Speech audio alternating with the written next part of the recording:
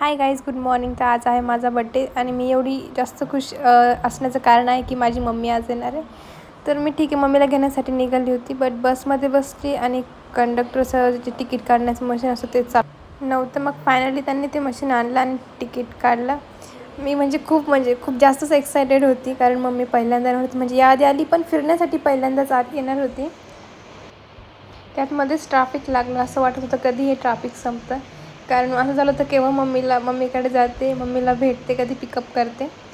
ठीक आहे, बघ पोचली मी, पण मम्मी थोडीशी मागे उतरली होती कारण मम्मी घाबरली, तू मला वेगवेगळ्या लोकेशनला उतरली काय. बट काय नाही, फायनली जवळच होती, मम्मीला भेटली. रूमवरती आल्यावरती आम्ही मस्त बसलो. मम्मीने खूप सारा खाऊ आणलेलं होतं, सगळं सामान ओपन केलं आणि इथे आमचं इंटरव्ह्यू प्रिपरेशन चालू होतं.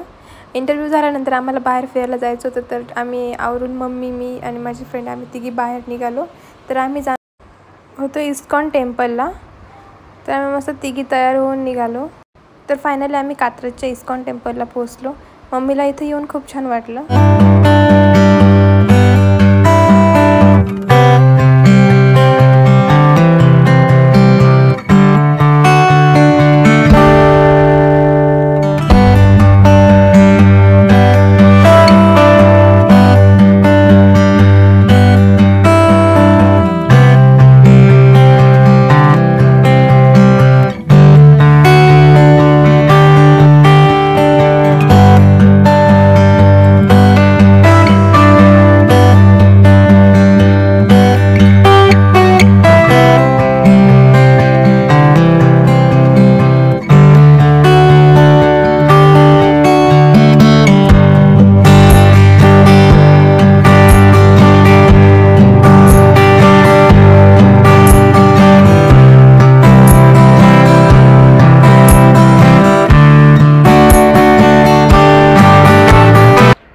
आम्ही दर्शन घेऊन बाहेर निघालो. तर बाहेर आल्यावरती खूप भूक लागली होती, तर पोटॅटो ट्विस्टरचा ठेला दिसला. मग म्हटलं चला ट्राय करू. फर्स्ट टाईम ट्राय केलं होतं, खूप टेस्टी होतं आहे, तुम्ही पण नक्की ट्राय करा.